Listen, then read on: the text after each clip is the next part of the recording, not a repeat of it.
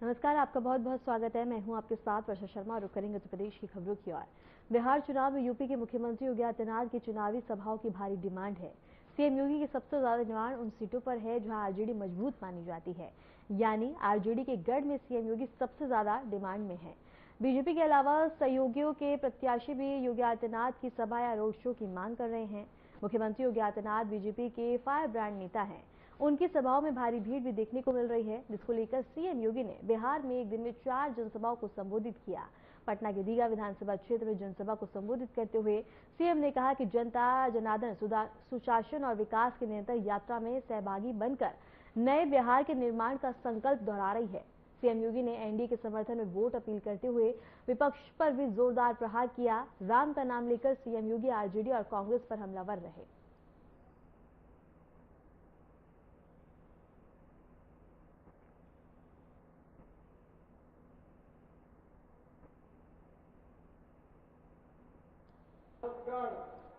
श्रीमती सुचित्रा सिंह जी, श्रीमती सुशीला देवी जी, श्रीमती रीता रानी जी, श्रीमती श्वेता राय जी, श्री जीत मुखिया जी, Bharatiya Janata party, JDU, लोक जनशक्ति party, हम और एनडीए के हमारे सभी सहयोगी दलों के पदाधिकारीगण भारी संख्या में दीघा विधानसभा क्षेत्र के सभी उपस्थित मेरे बहनों और भाइयों, जिस धरा ने आज से 2000 वर्ष पहले भारत के स्वर्ण युग को लाने का कार्य किया था, ऐसी पावन धरा को कोटि कोटि नमन करते हुए दीघा के नागरिकों का मैं हृदय से अभिनंदन स्वागत करता हूं। बहनों और भाइयों,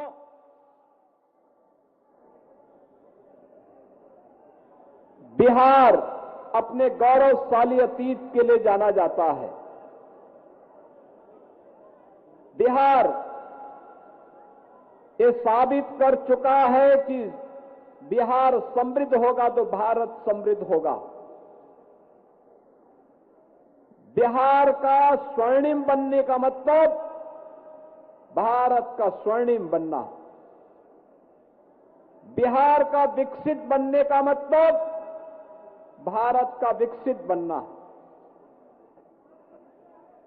इसी धरा पर चंद्रगुप्त मौर्य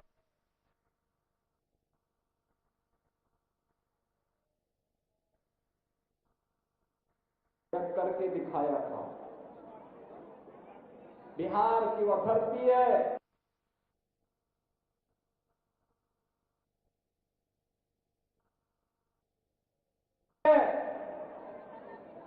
जिस धरा ने 24वें तीर्थंकर भगवान महावीर को जन्म दिया। ये बिहार वही धरा है जहां पर मां जानकी ने जन्म लेकर के साक्षात जगत जननी मां भगवती लक्ष्मी के रूप में जन्म लेकर के उत्तर प्रदेश और बिहार के संबंधों को सदैव के लिए रोटी बेटी के अटूट संबंध के साथ जोड़ने का काम किया। बिहार की वही धरा है, जब भी कोई लोकतंत्र पर प्रहार करेगा बिहार उठ खड़ा होगा।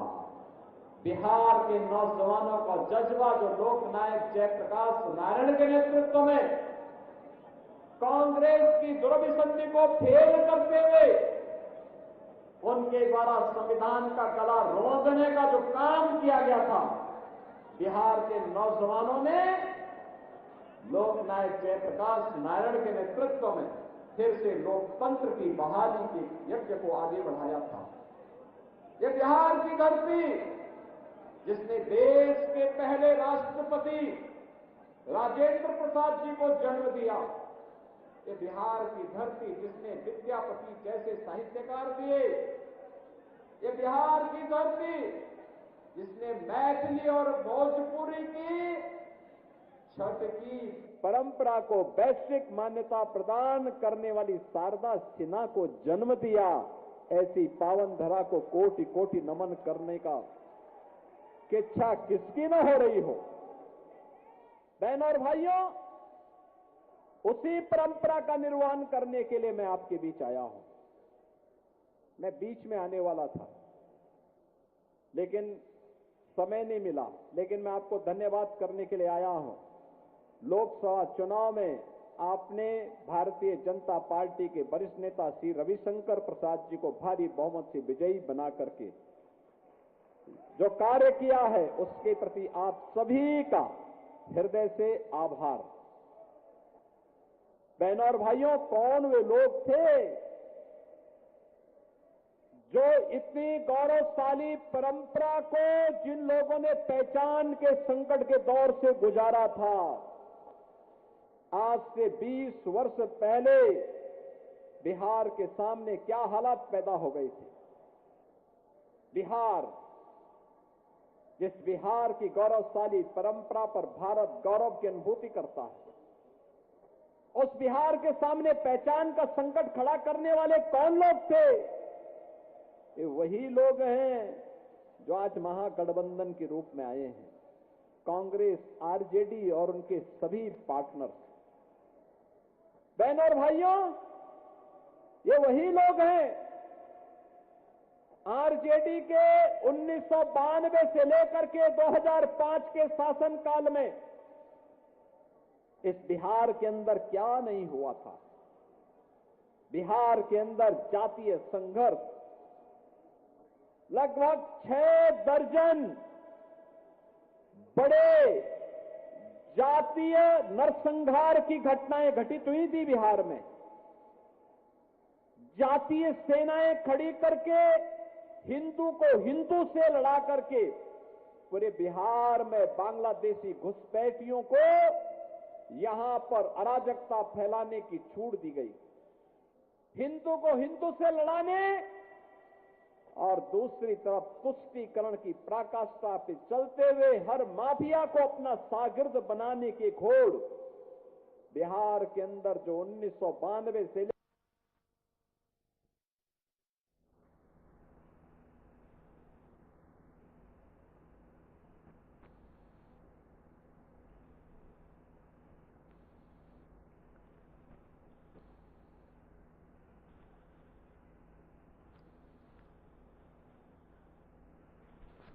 और इसके साथ ही एनडीए के समर्थन में धुआंधार प्रचार सीएम योगी आदित्यनाथ करते हुए नजर आ रहे हैं। जहां उन्होंने दीघा विधानसभा क्षेत्र में बता दें कि जनसभा को संबोधित करते हुए कांग्रेस और आरजेडी पर जमकर हमला बोला।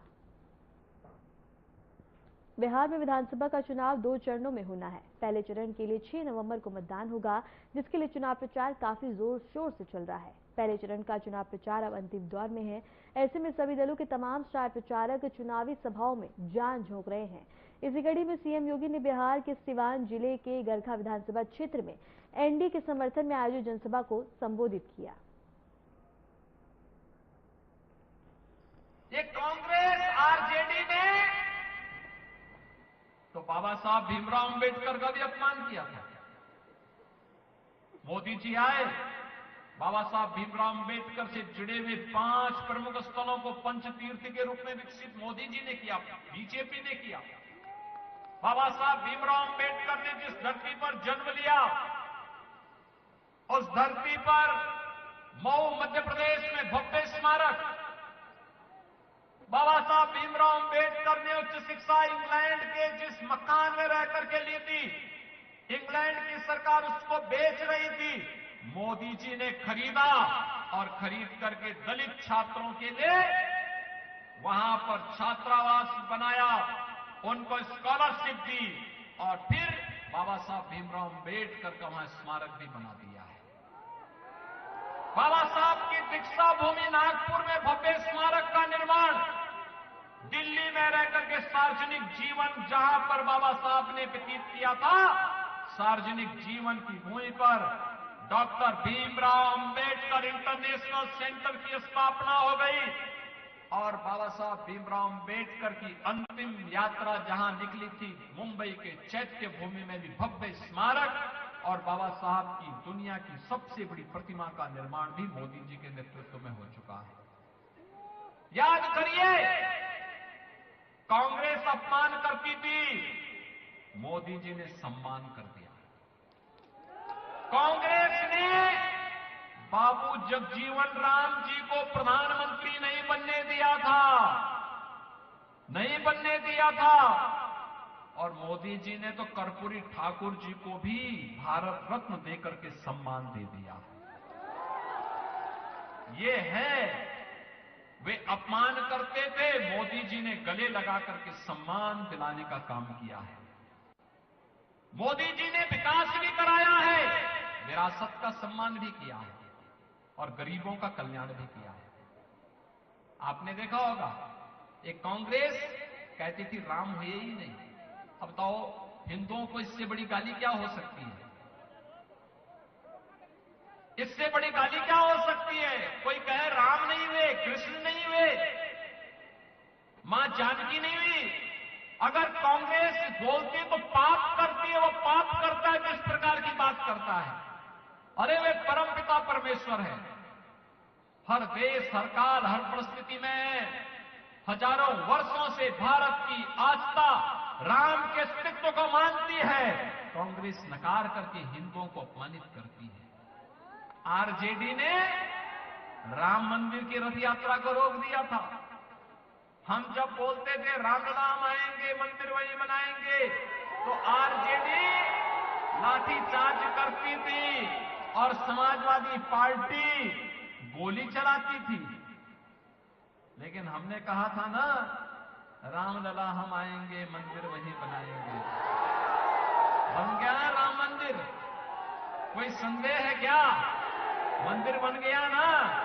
आप मुझे बताइए, अगर यूपी में बीजेपी की डबल इंजन की सरकार नहीं होती तो क्या राम मंदिर बन गया होता? क्या ये कांग्रेस, आरजेडी और सपा बनने देती क्या? ये तो बन गया और वहीं नहीं बना। अब हम लोग सीतामढ़ी में भी एनडीए की डबल इंजन सरकार मां जानकी का भव्य मंदिर का निर्माण कार्य कर रही है। भव्य मंदिर का निर्माण। और यही नहीं, भगवान राम मां सीता को जिस रास्ते अयोध्या लेके गए थे, इस मार्ग को 4 लेन का बना करके राम जानकी मार्ग के रूप में 6155 करोड़ मोदी जी ने दे दिए। काम चल रहा है। तो करेंगे बड़ी खबर की ओर। नोएडा अथॉरिटी के खिलाफ प्रदर्शन तेज और इसके साथ ही धरना दे रहे किसानों ने मां पंचायत की है। कई संगठन मां पंचायत में शामिल हुए हैं और पंचायत में प्राधिकरण अफसरों को बुलाने की मांग की गई है। किसानों के प्राधिकरण दफ्तर जाने की कोशिश है और इसके साथ ही दफ्तर के बाहर किसानों की पुलिस से झड़प भी हुई है। किसानों को प्राधिकरण दफ्तर के बाहर रोक दिया गया है। सेक्टर 6 के नोएडा प्राधिकरण दफ्तर का यह पूरा मामला है। इस वक्त की बड़ी खबर हम आपको बता रहे हैं, जहां नोएडा में किसानों का हंगामा देखने को मिला। पुलिस और किसानों के बीच नोकझोंक हुई है। अथॉरिटी के दफ्तर में घुसने की कोशिश की गई, पुलिस ने कड़ी मशक्कत के बाद रोका है। इस वक्त की बड़ी खबर हम आपको बता दें, जहां पंचायत में प्राधिकरण अफसरों को बुलाने की मांग की गई है, किसानों की प्राधिकरण दफ्तर जाने की कोशिश है। इस वक्त की बड़ी खबर हम आपको बता रहे हैं, जहां किसानों का हंगामा देखने को मिला है। अथॉरिटी के खिलाफ प्रदर्शन और धरना दे रहे किसानों ने महापंचायत बुलाई है और कई संगठन महापंचायत में शामिल भी हुए हैं। पंचायत में प्राधिकरण अफसरों को बुलाने की मांग की गई है। किसानों के प्राधिकरण दफ्तर जाने की कोशिश देखने को मिली है, जिसके बाद नोकझोंक और झड़प भी देखने को मिली है।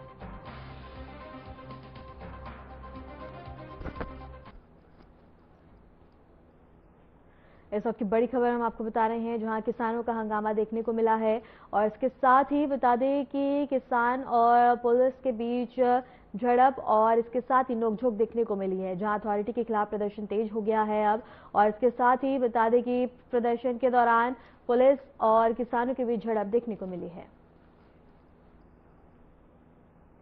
फिलहाल रुकते हैं एक छोटे से ब्रेक के लिए, बने रहिए हमारे साथ।